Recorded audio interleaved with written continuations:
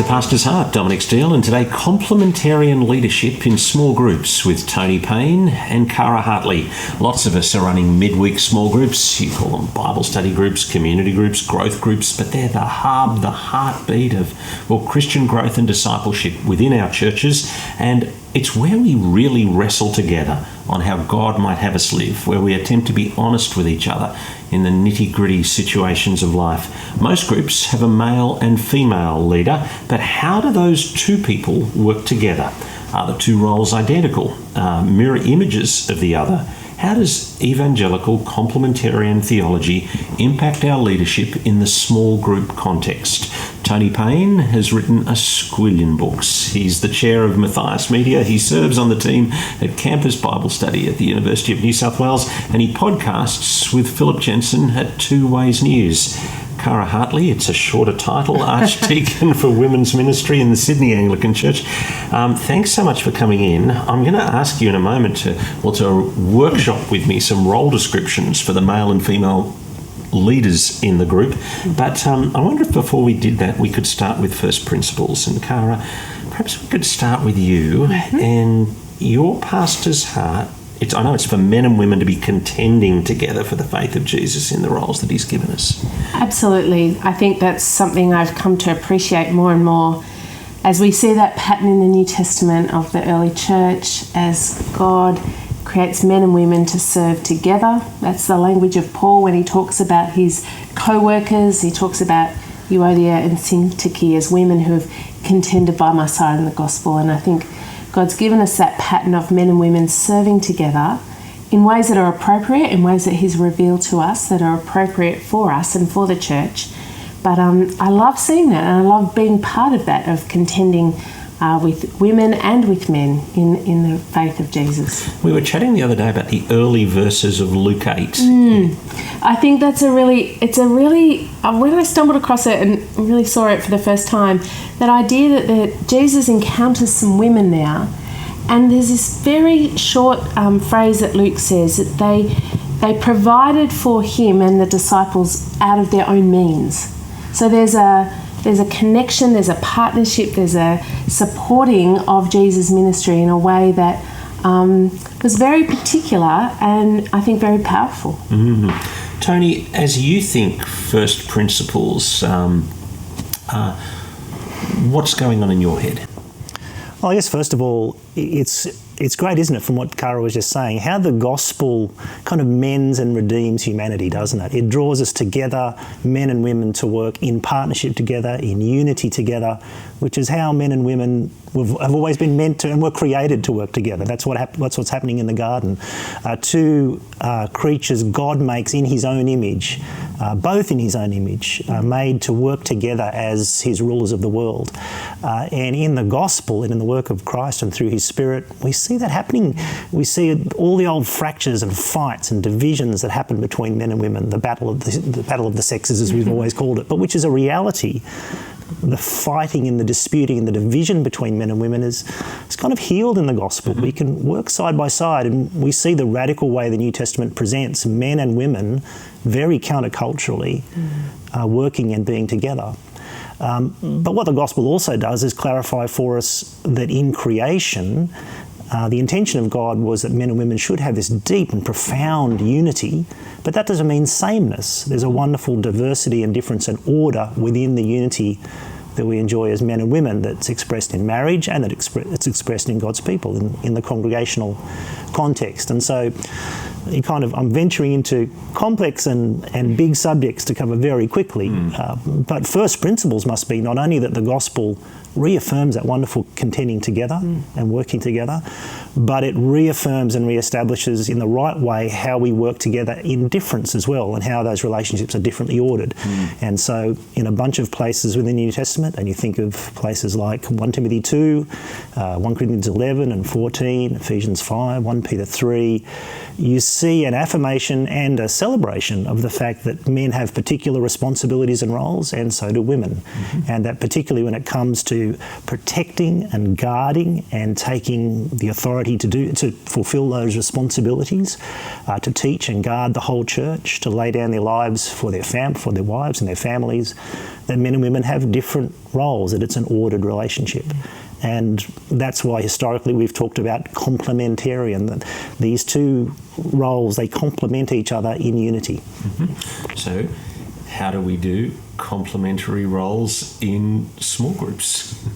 Well, it depends what a small group is. And that's one of the things to talk through, because if I can take a step back, when I was doing some research into One Another ministry a few years ago in a dissertation, one of the things I discovered was that in the New Testament and in our lives, there's two broad kinds of teaching or learning that take place when we're learning about anything, but especially when we're learning about the gospel. There's, at one level, a sort of authoritative framework that frames your whole thinking, that teaches you how to think about everything. And I believe perhaps this diagram might be coming up on the screen. We'll put that diagram up on the screen now, and perhaps you can unpack it for us as you see it there on the screen. Sure. And actually, just for those who are listening to us, you should go over to thepastorsheart.net and find the episode and watch this little bit online. Well, the diagram, for those who are just listening, consists of two axes, an X and a Y axis. Yeah. The Y axis, going on one side, is a framework or a cognitive framework of knowledge, and the higher up you go on that axis, the more you're talking about the theory of how everything works. And on the other axis is practicality and practical immediacy, and the further you go down that axis, the more you're talking about the everyday practical, immediate, granular impact of what you're learning and doing. So in other words, up in the top left of the diagram, if we were learning golf, say I was learning golf, that's where you'd be watching YouTubes, reading books about golf, trying to form your whole view of what golf was. And way down in the bottom right, that's where you'd be out on the course with a coach next to you, actually working on your chipping or working on your swing and doing it, and in the granular every day. And it's so it's just the framework of learning rather than the activity of teaching. It's both. It's how teaching happens. Well, teaching fits into that framework. And so if that's how you learn about anything, including how we learn the gospel and learn to live the Christian life, then we need a framework of teaching and thought that shapes everything we do. And that's the gospel. That's what really the role of teachers and preachers and apostles is to provide, is to teach that framework, to guard it, to protect it, to draw its boundaries, to explain it, so that in a congregation, the mind of the congregation is framed and taught to know how to live the Christian life, to frame the Christian mind and transform the mind. And so the teaching, the authoritative teaching and exhortation that sort of happens in that top left part of the diagram is kind of the teaching, preaching speech that happens, say, within congregations, that teaches you how to think about everything from the Bible. Whereas way down in the bottom left, that's when you and I are in the middle of life together and we're trying to work out, how does that teaching mean for how I live and for this particular challenge I have today? And we encourage each other, we challenge each other, we exhort and admonish each other. And what I discovered when I did the kind of research as to teaching and encouragement in the New Testament is that both things are really vital and both things are very prominent in the New Testament. You have lots of examples of Christians encouraging, exhorting, admonishing, helping one another in everyday Christian discipleship in a one another speech that happens between men and women. It happens broadly right across the congregation. But you also have the authoritative teaching that shapes the whole congregation and is the framework for that everyday encouragement. Your thoughts about that diagram, Cara? I love the diagram because I think it helpfully shows us that we don't want to bring... I think sometimes our danger is that we bring that authoritative teaching area, say the 1 Timothy 2, and we tend to apply it in places where it actually doesn't belong. It doesn't belong in the one another encouragement. Hang on a minute, are you teaching me at this moment, exactly. Cara? I mean, that's the thing. But I think out of a whole bunch of different reasons, we tend to drag it down into that space and kind of say it belongs there as well. And so, I've heard people ask, can I I'm catching the train with a friend from church. He happens to be a guy. You know, what am I allowed to kind of? And I think, what am I allowed to say to him? And if we read the Bible, can I share a Bible verse with him? Yeah, that's right, almost. And you think, well, we're not in church. We're in that encouragement, exhortation. We're sitting beside each other on the bus. Exactly. So I think we want to avoid that danger, and that diagram helps us, I think, with that. It helps us in both directions. It means that in the everyday encouragement, the one another speech we have, we can say that takes place within the context of a gospel and a Bible that we know and that we're taught. And that actually informs. Priscilla and Aquila, those kind of conversations. Exactly. Yeah. Now, what can also sometimes happen is if we don't have one another encouraging speech, sometimes, the authoritative speech can almost colonise every space, as if that's always only ever what is happening. And interestingly, in all the many instances of the one another speech and encouragement of the New Testament, none of it is gendered. None of it is men, women. It's exhort one another, teach one another, instruct one another, encourage one another. And in all sorts of moments, it's totally right and godly for men to be learning things from women, sitting beside, discovering, women to be learning things from men. Encouraging each other, urging each other on, seeing things from a different perspective, picking you up and saying, you're not seeing what's going on here. And anyone who's functioned in a good marriage will know that that happens all the time. Where would I be if my wife wasn't a partner with me and said to me, what are you doing? You're being an idiot. Not that Alison says that to me often, although she has cause to say it to me often. But even more broadly than that, isn't it? Outside the marriage, into the church family. Exactly. You know, that's our role with one another, is to ensure that, you know, if a brother or sister is going off, and call them back, encourage them to keep following Jesus. All of those things belong in the marriage, but also particularly in the church family. So, yeah. And you're saying, I think, Tony, community group, Bible study group, growth group, is in this middle square a fair bit of the time. Well, it's in that overlap area. I didn't want to draw a hard square around it, except to say these two areas overlap.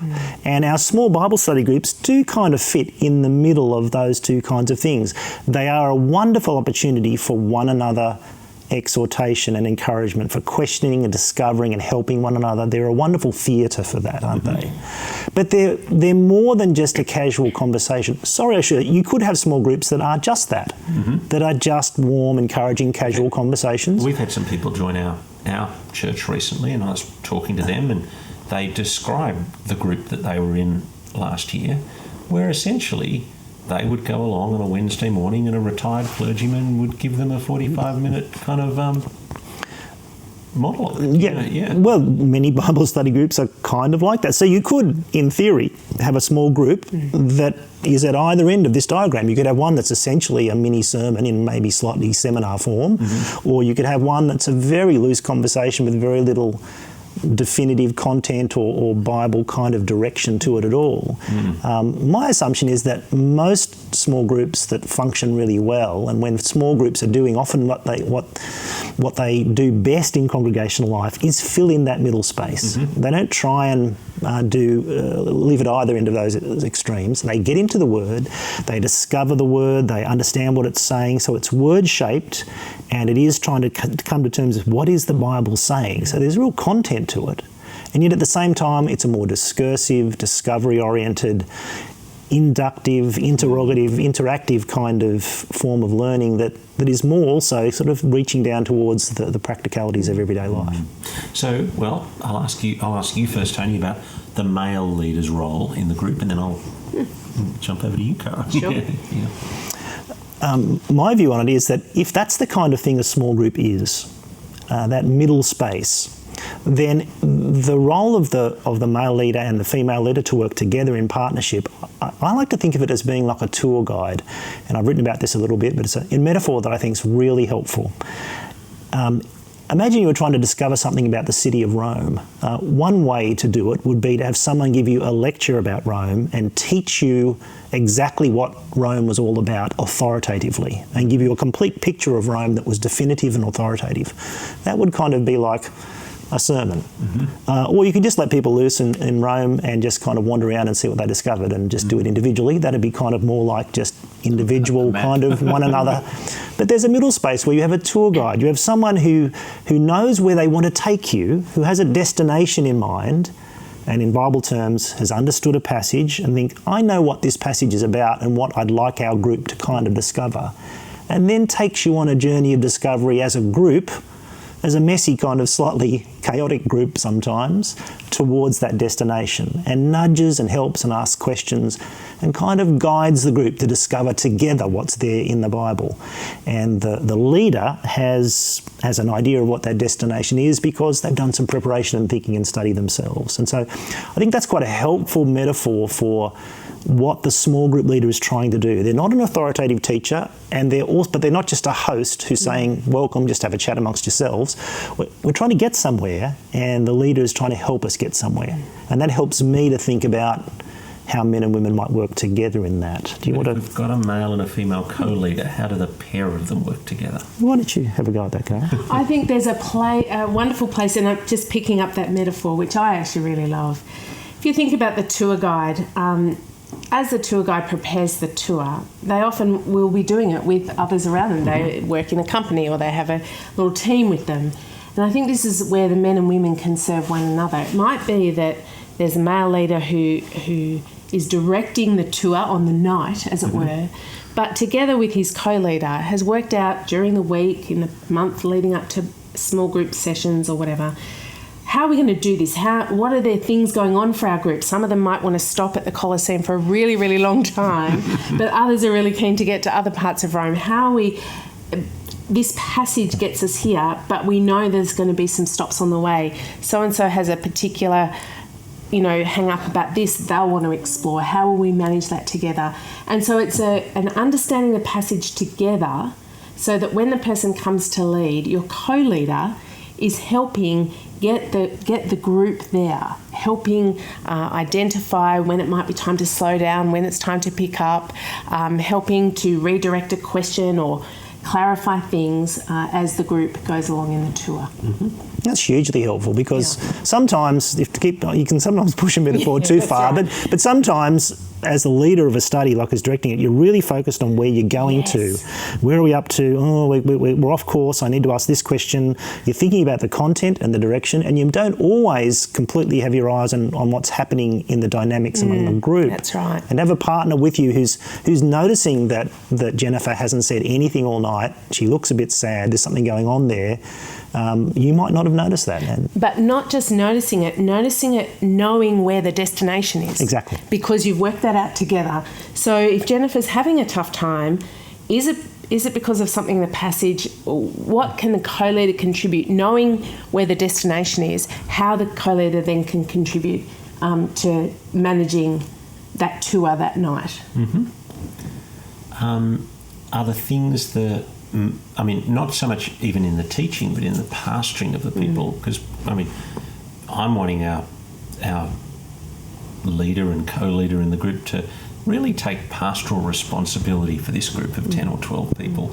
How do I see the different dynamics play out as they think together and work together in pastoring the group as a whole? I guess and I guess it's conversation, isn't it? As you set up a group, as you take leadership of a group, it's not defaulting into, I always use this illustration of, the female leader, whether she comes in and organises the birthday cake roster because she's the caring soul of the group, and the male leader just gets on with the hard business of teaching. That's not co-leading. It might be that she organises the birthday cake roster, absolutely, but that's part of a discussion and a framing of the group and working out how you lead well. And she might be useless at rosters. Don't just assume. So it's all of that, establishing your own dynamic, I think, as leaders, as co-leaders. How are we going to work well together so we can serve the group and help them love Jesus more? I think it's helpful sometimes to think, what do we want this to, rather than focusing on who's allowed to do precisely what at any one moment, because that will change from night to night, week to week, and situation to situation. The thing that you're wanting to embrace and drive for, and the thing you're wanting to see happen in the end, is two leaders, a man and a woman, working really closely together and really making the best of each other's strengths, and we'll all have different strengths, but with this idea that the man takes some responsibility in the end. If it all goes wrong, ultimately he's the one who's got to take responsibility for what's happened, and therefore that the the male leader takes a kind of final responsibility to protect and guard this group spiritually and see their growth. In much the same way as you'd say within a family, Dominic, wouldn't you? That the husband and wife, you work together so closely. It's such a partnership. You don't sit around debating what are we each allowed to do. You just get in and work it out together, often depending on your strengths. But there's a certain buck stops with husband and father about the one who has the responsibility in the end to lay down his life for this family. And therefore that's the nature of the authority that a husband has. And I think it's a similar kind of thing in a partnership. You'd want the male leader to really take that responsibility seriously and be the one who's responsible for leading the partnership and pushing it forward. And for that's the responsibility I have as a senior pastor of the church, in terms of I've got to make sure that what we teach on Sunday is right, and actually what gets taught in our various other forums is right. I'm wondering about the person who's not as confident, though, who's leading a small group and who actually thinks, I've delegated the leadership this week to... You're actually wanting them to do the preparation, to know what's going on and to own that responsibility. Remember, it's an in-between space. It's not as authoritative and as final and as shaping. You don't come out of a Bible study group thinking, I've just been taught the truth of the universe, and this is it's kind of, you come out with your understanding pushed and shaped in all sorts of ways. It's a middle space between authoritative teaching and encouragement. And as the leader, therefore, you have a responsibility to think, I need to know what the destination should be and how I'm going to nudge this group towards it, knowing that we won't always get there. And I'm going to keep trying to do that regardless of what's happening. Whether I'm the one who's particularly in the first chair tonight, whether someone else in the group is pushing things along more and doing more facilitating of the discussion and leading things along, I think as the leader of the group, you really should know what the destination is and take responsibility for it. Now, Cara, we've just set up a whole lot of small groups in our church for the beginning of the year. And as we've paired up people, in a few places we've actually put a guy who's pretty new with a woman who really knows what she's doing. How do you handle it when you know more about not just the theology, but how to do the whole thing when you're the woman with a male leader? I think first and foremost, I want to always be ready that I can always learn. And this person with fresh eyes and doing it for the first time, perhaps, there actually might be things I might learn from him. Wouldn't that be wonderful? So we're always learning, and just because you've never done something never done something before, or because you're not theologically trained or whatever it might be, doesn't mean you can't learn from that person. So I want to sit in that place of humility, first of all. I also want to recognise with him, yes, we have got different experience. There's a strength something I can bring then to help him do the work that's been entrusted to him in a way that doesn't undermine him, in a way that helps him, grows him. I must pray for him, but also reassure him that I'm not going to undermine him in a study. That's not my job.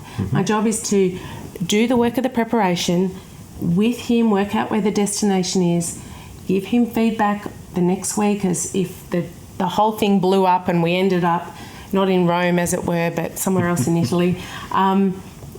Let's keep doing that work, but in that kind of way. And I think I've seen that happen. I've been in that kind of situation where I feel like you can actually contribute to the life of the group in that way without ever giving the sense that he's not truly leading. And I think you don't ever want to give the sense that actually he's just part of the puppet regime and he's not truly leading. And so that's kind of how I'd approach it, I think. Okay, role description in a nutshell, Tony Payne. A role description for Tony Payne? No, a role description for a community group leader, for the male one, and then we'll ask Cara for the female one. Different churches can configure your groups a little differently as to how much pastoral responsibility you want to give to small group leaders. But in general, for most churches, I think, because the groups are in this in-between space, I think the role description needs to say that this is a cluster of disciples encouraging one another in the Word of God, That's what a small group is. And your role as the leader is not only to exemplify that, to exemplify disciple making in this group, but to lead this little group of disciples in that task together. And so your role is to guard the boundaries, to see that the Bible is well handled as best you can, that the destination is clear, that you're constantly praying and working on what's being discussed and where the group's heading. But you're trying to facilitate the group to minister to each other in the Word of God, to come into the Word of God together and together to learn and grow. And in so doing, as you pray for the group and as you work with individuals in the group, to see that cluster of disciples grow more like Jesus. There's a start. And I mean, that's really helpful, but what about the line about how he relates to her? Oh, in terms of role description of men and women together? Well if we've got two of them as leaders and he's leading and she's co-leading with him, what are you saying to him about how he should relate to her? I'd say you take final responsibility as the male leader of the group for what happens in this group, and take that responsibility very seriously. And you're also responsible to draw out and utilise sounds kind of almost mechanical, but to allow space for and to encourage all the contributions of all the members of the group, and chief among those is your co-leader.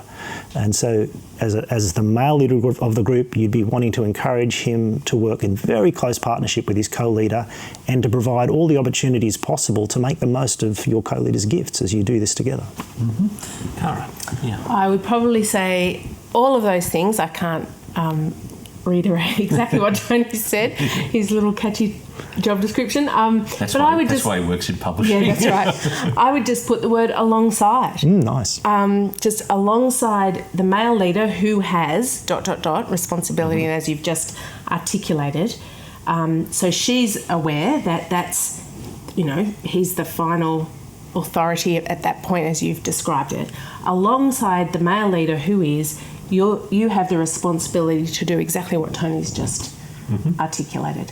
So I think that word alongside, with the caveat of what his responsibilities are, then you are working with him to grow these disciples, to help them love Jesus more in a way that uses your gifts alongside his. Super helpful. Thank you very much for coming in. That's right. Can I just say one last thing? I think what we've articulated is a beautiful ideal. Mm-hmm. I get that life is actually really messy. Yeah. And so as you meet together, you pray together, you work out the roster, you do this, you do that. Actually, some of us are just trying to get to small group each week, right? Even the leaders. Yeah. And so I just want to highlight that this is a lovely ideal and we should be aiming for it. But we get that life is messy, that husbands and wives don't necessarily have time to prepare together because kids are screaming or whatever it might be, that co-workers are co-leaders if you're workers and you're trying to do your full-time job and do other things. So I think that you need to have that in the background as well as you develop your patterns together. That's so helpful. And I mean, I said to our church the other day that as I thought back about my last year of co-leading, I think there definitely were times where I ended up doing too much, but it wasn't that I really wanted to do too much. I just didn't have time to talk to Kathy about it. Yeah, that's right. And so I feel the rebuke and also the encouragement. And I think the last thing I'd add, that's just really helpful, Cara, is that, in many ways, to be the male leader of a group, we've talked about responsibility and about laying your life down. That's really what leadership is about. It's about service. In many ways, the hardest aspect of that sacrifice, I think, is taking the responsibility to try to be across what's happening in the group every week to some extent. So that even when you're sharing the leadership round with other people, I'm not saying few, it's my week off, I don't have to bother reading the passage this week, but because you're responsible for this group, you really should take at least some time to do some preparation and maybe even have a quick phone call with the person who's leading so that as the time comes, you're ready and able and equipped to be able to, even though you're not the sort of the tour guide who's doing most of the talking this week, you still know where we're going. Thanks so much for coming in. My guests on The Pastor's Heart, Cara Hartley. She is the Archdeacon for Women's Ministry in the Sydney Anglican Church, and Tony Payne. Tony he works at Campus Bible Study. He podcasts at Two Ways News, and he's the chair of Matthias Media. You've been with us on The Pastor's Heart. Thanks for your company. See you next Tuesday afternoon.